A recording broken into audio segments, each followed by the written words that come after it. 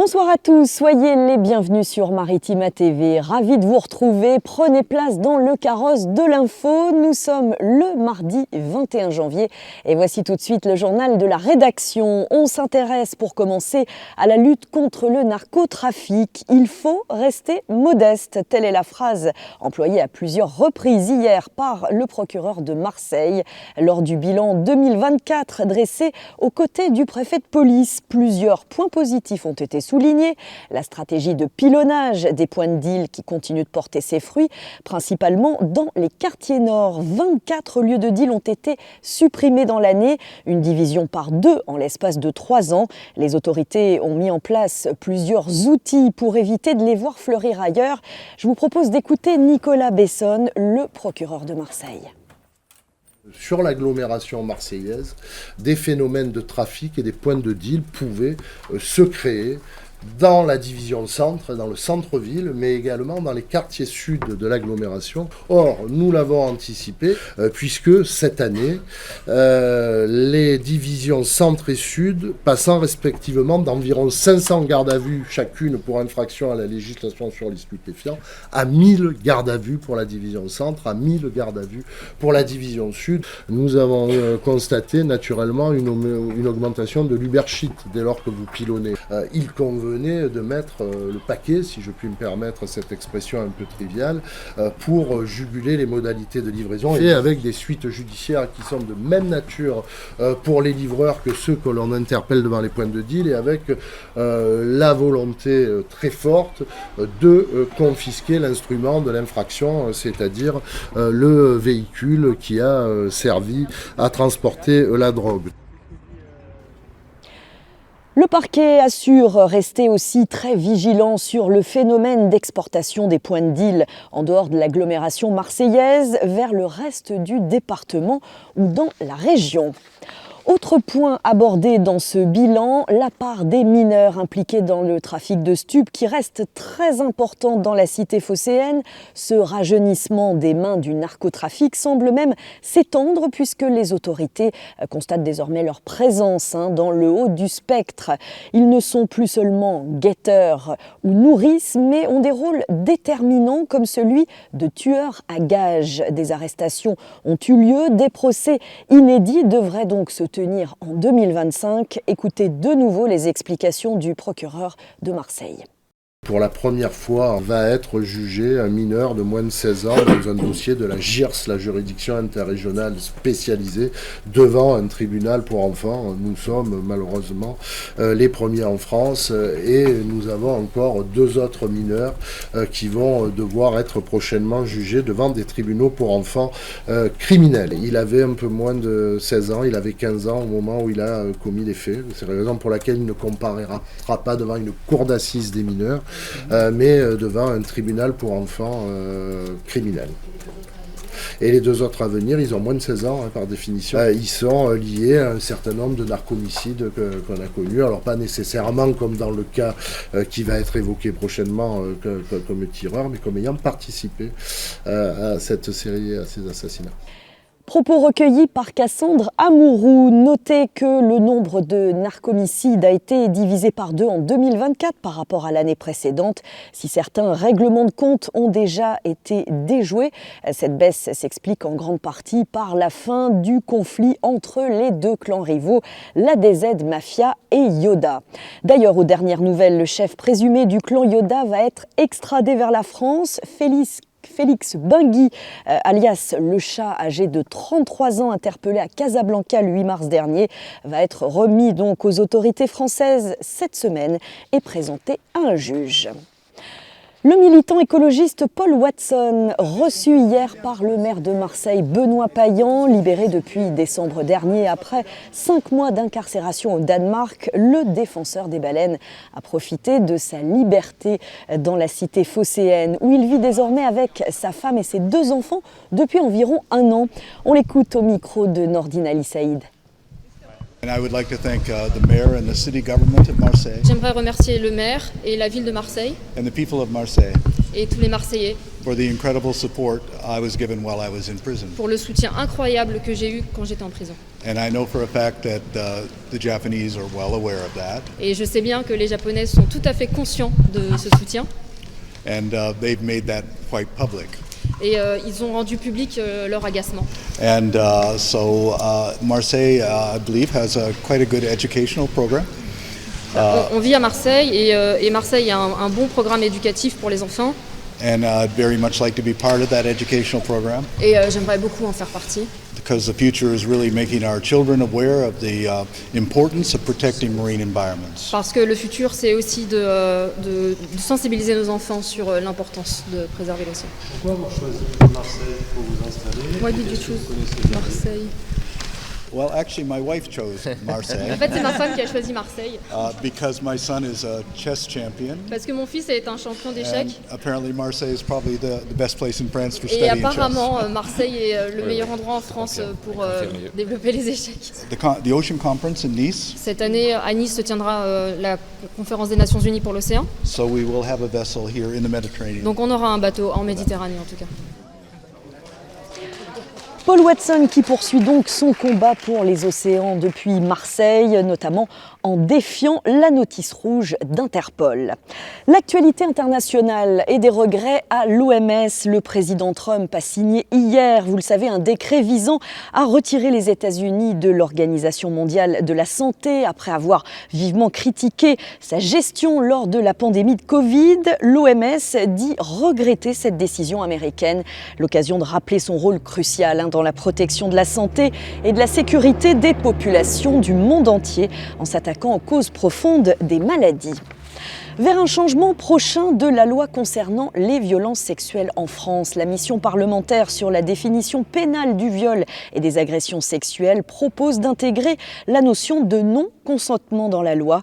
L'absence de consentement doit permettre de distinguer la sexualité de la violence. Cette nouvelle définition doit préciser que le consentement est spécifique, donné librement et peut être retiré à tout moment. Allez, retour à Marseille pour parler travaux dans le métro. On quitte donc le carrosse, la diligence que vous avez aperçue derrière moi. 4 stations de la ligne 2 sont temporairement fermées pour cause de renouvellement de rames jusqu'à ce jeudi. Gèze, Bougainville National et Désiré-Clary sont donc inaccessibles. Ce sera le cas également toute la semaine prochaine. Alors si la métropole de Marseille-Provence met à disposition des navettes, le quotidien des usagers n'en est pas moins perturbé. Écoutez ces témoignages recueillis autour du métro Gèze par Nordine Ali Saïd. Je trouve que c'est trop grave, en fait, dans une aussi grande ville qui n'a pas de métro, c'est trop grave. Parce qu'en fait, c'est une galère, parce que déjà les bus relais, il n'y en a pas assez, donc on est trop serré, et les bus qu'on peut prendre, en vrai, moi je prends le 70 du coup. En temps normal, je prends 40 minutes, là ça me prend 1h30, quoi, donc franchement c'est trop chiant. Ce matin, j'ai pris le tram. Et après, je marche à pied jusqu'à mon lieu de travail. Et après, ce soir, je prends le bus avec mes collègues. Ouais, c'est un peu long. Ils auraient pu les faire à un autre moment et ne pas pénaliser les gens qui travaillent. En plus, si je veux aller en ville, c'est un peu compliqué. Du coup, je suis obligé de prendre les bus. Il y a plein de monde, c'est blindé. Du coup, je vais patienter. Je vais attendre que les travaux finissent. Après, voilà. Je suis au bout de ma vie. Je suis au bout de ma vie parce que je galère. Faire ça surtout quand je rentre tard et tout. Déjà, quand il y a pas quand il y a les transports normalement, je mets du temps à rentrer. Alors quand il y a ça, je vais mettre 1h30 à rentrer chez moi. Et surtout la nuit, les bus, ça vient toutes les 30 minutes et tout. Bon, encore un peu de patience, c'est vrai pour tous les usagers du métro à Marseille, mais enfin rien de mieux que les moyens modernes de locomotion. Alors, retour sur un carrosse pour continuer de parler transport. Sachez que les agents de la RTM devraient bientôt être équipés de matraques et de bombes lacrymogènes. C'était l'un des souhaits de Martine Vassal, la présidente du département et de la métropole. Le nouveau ministre des Transports a donné son feu vert à la mesure qui concerne déjà les agents de la RATP. RATP à Paris reste désormais à faire passer ce texte de loi.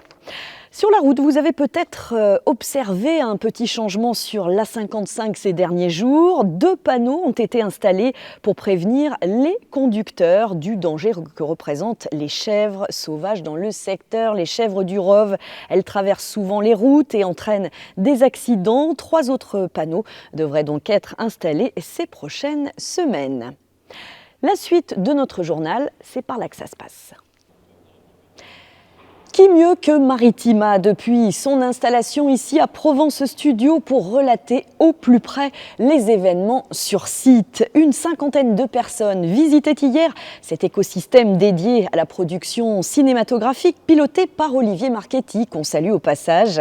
Uniquement des professionnels de l'emploi, de l'insertion, de l'accompagnement. L'objectif, c'était de leur faire découvrir en profondeur la filière ciné pour conseiller au mieux leur public, à savoir les personnes en recherche d'emploi, en formation ou encore en reconversion.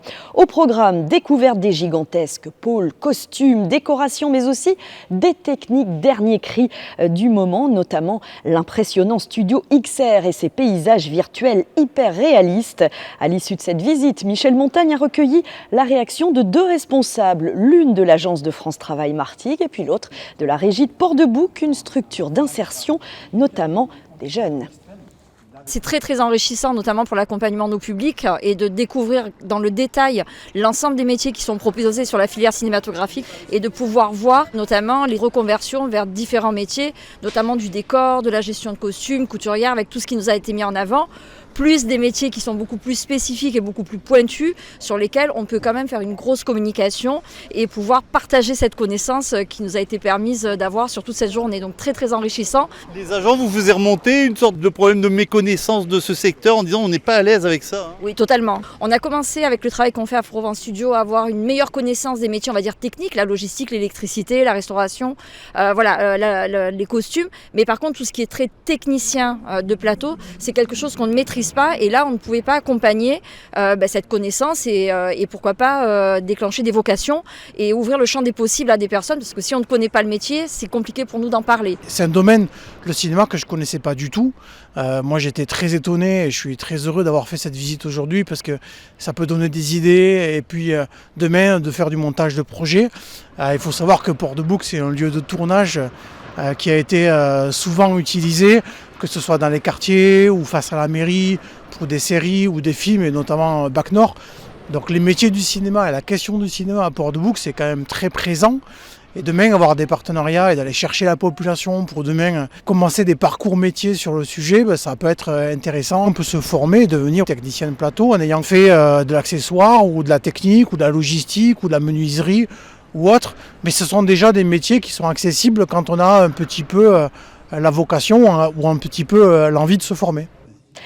Et juste pour info, dans le cadre de la filière cinéma du territoire, la ville de Martigues organisait ce soir une rencontre à la cascade avec la réalisatrice de documentaire Natacha Cyrulnik autour de la projection de 3 de ses films de la série Sortir de la carte postale à Martigues, des courts-métrages réalisés en collaboration avec la compagnie des Embruns sur le quotidien des Martégots dans l'île, à Ponto, Carreau, La Couronne, bref les quartiers touristiques pendant la saison estivale.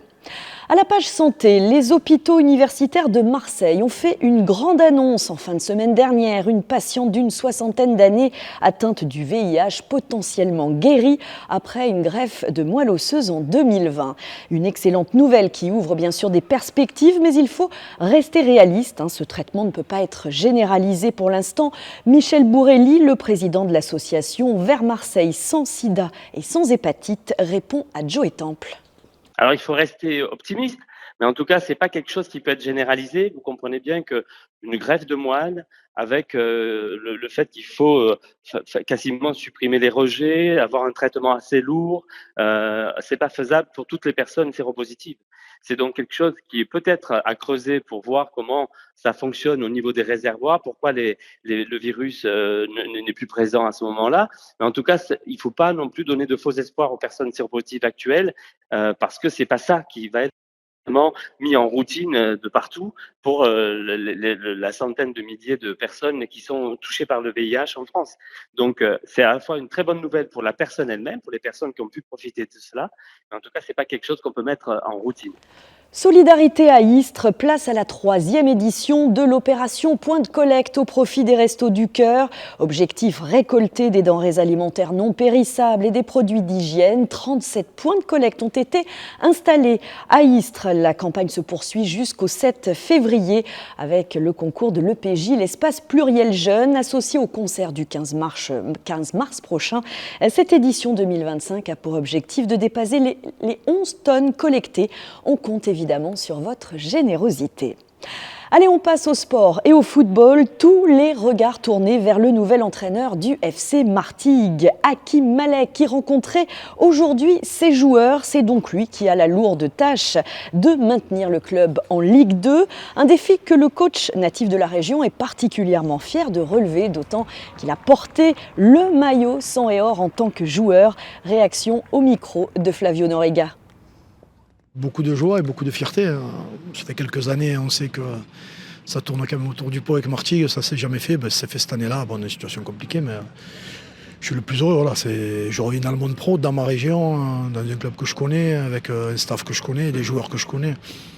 On ne peut pas être mieux servi, on va dire. Martigues, c'est un club qui ne peut pas être en dessous de la Ligue 2, selon moi. De par déjà la ferveur des supporters, de par l'histoire, parce que bon, on peut dire ce qu'on veut, il est passé de très bons joueurs ici, et ça a toujours mouillé la maillot aussi à Turcan. Dans cette situation-là, il faut faire simple. Hein. Voilà. On n'a pas le temps, j'ai pas le temps de construire un projet de jeu qui me sied. Tout le monde sait très bien que j'aime jouer, tout le monde sait très bien que j'aime on se tire le ballon, tout le monde sait très bien que je suis plutôt un entraîneur un peu dogmatique.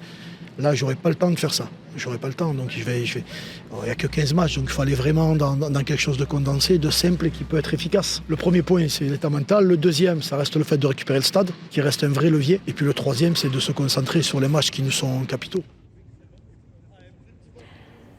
Image d'Ethan Segura et Dorian Roux, ils ont l'œil, nos stagiaires, on les félicite. Allez, prochain match ce vendredi pour le FCM, ce sera contre Amiens. Une rencontre qui aura enfin lieu à Francis Turcan, le stade étant mis aux normes pour accueillir des matchs de Ligue 2. Et ça, c'est quand même la meilleure des nouvelles de ce début d'année. En hockey sur glace, les Marseillais doivent se ressaisir, c'est le moins qu'on puisse dire, après 3 échecs consécutifs. Les Spartiates vont avoir du fil à retordre. Ce soir en déplacement, ils affrontent en Ligue Magnus le leader Grenoble. Plus qu'1 mois pour décrocher leur qualif pour les playoffs. On croise les doigts, début de la rencontre à 20h15. Et puis on se quitte avec une note pop urbaine et la visite de Franglish dans nos studios marseillais. C'était ce matin, de quoi ravir évidemment les auditeurs maritimas qui avaient gagné leur rencontre privilégiée avec le chanteur R&B aux multiples casquettes, puisqu'également rappeur ou encore danseur. Il était interviewé en tandem par nos animateurs Laurent Courreau et Fabrice Daled. Et pour ces images, merci cette fois à Marion Aplincourt, notre community manager, décidément sur tous les fronts. Encore un peu de patience avant d'applaudir Franglish en concert. Il sera sur la scène du Dôme de Marseille le 19 avril prochain. Et le mot de la fin, on parle souvent d'alignement de planètes. Eh bien, figurez-vous que c'est le cas dès ce soir. Si la météo veut bien, c'est pas gagné parce qu'on annonce le retour de la pluie. En tout cas, jusqu'à samedi, vous pourrez peut-être apercevoir certaines planètes. Il y en a 6 au total qui seront visibles simultanément, à peu près alignées sur le même axe, notamment Mars, Jupiter, Vénus et Saturne, qui sont les 4 plus brillantes et qui seront visibles à l'œil nu. Vénus, elle, va bouger un petit peu. Forcément, c'est la planète de l'amour. En tout cas, l'appli de référence, c'est Stellarium. Et ça, merci à Cyrielle Blazikowski, notre journaliste, qui a profité de cette annonce pour partager ce bon plan, histoire de vous repérer au mieux dans le ciel. Très belle soirée à tous. À demain pour un nouveau journal.